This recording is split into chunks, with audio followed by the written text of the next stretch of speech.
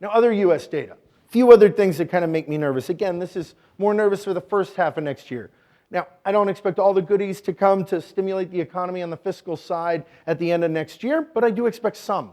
And I think we're going to get some growth there out of that. But until we do, these other sorts of things are important.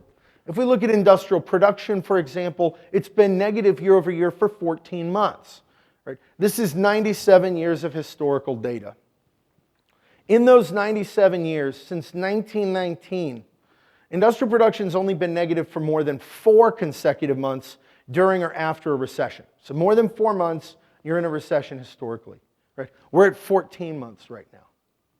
So I'm concerned that the industrial side of the economy isn't doing so well.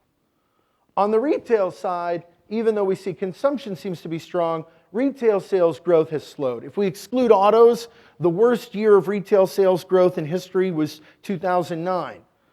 You can see that here, the Great Recession. Second worst year, 2015.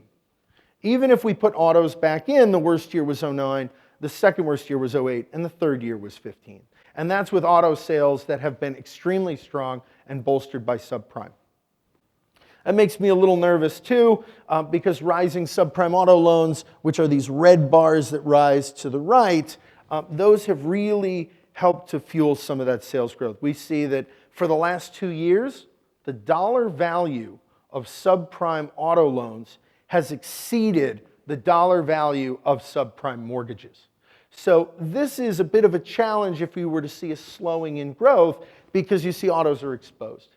Now, it's nowhere near the problem. The blue lines, these big bars here, those are subprime mortgages and dollar value. Much bigger problem, but something to keep an eye on, these auto loans that could cause auto sales to slow.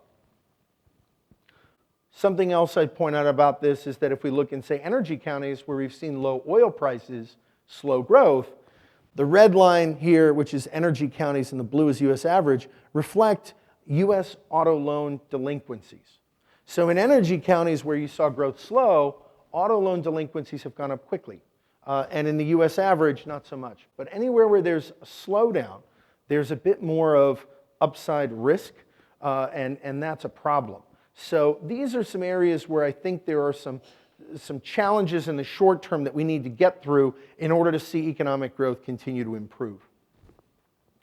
Something else that makes me a bit nervous about the current state of growth, which again is one of the reasons I'm a little concerned about the first half of next year and concerned about growth generally going forward, is that housing starts have been kind of weak. This is housing starts. The blue line that you see going up and down is everything since the 1950s. The red line is where we are right now. And if you look, it's very close to where we've been during these gray shaded areas in this graph. Those gray areas represent recessions. So what you see is that housing starts are, right now, even though they've recovered a lot, still at relatively low levels. Now there's a couple things from this. One, in the next cycle, you're probably going to see things go up quite a bit. So there is some pent-up demand here that's growing.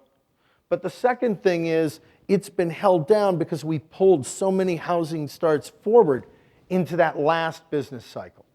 So these are a few dynamics to be aware of. You know, we look at the economy and consumption has been strong. We see the service sector is good. We see the PMI is good. But we see these kind of cracks in the framework, right? We see really that there are some challenges on the industrial side of the economy. And in some respects, the economy has not fully recovered from the global recession. And we haven't really recovered from the Great Recession in terms of housing by any means. Normally, at this point in the business cycle, you'd expect to be where these peaks are, not close to the trough.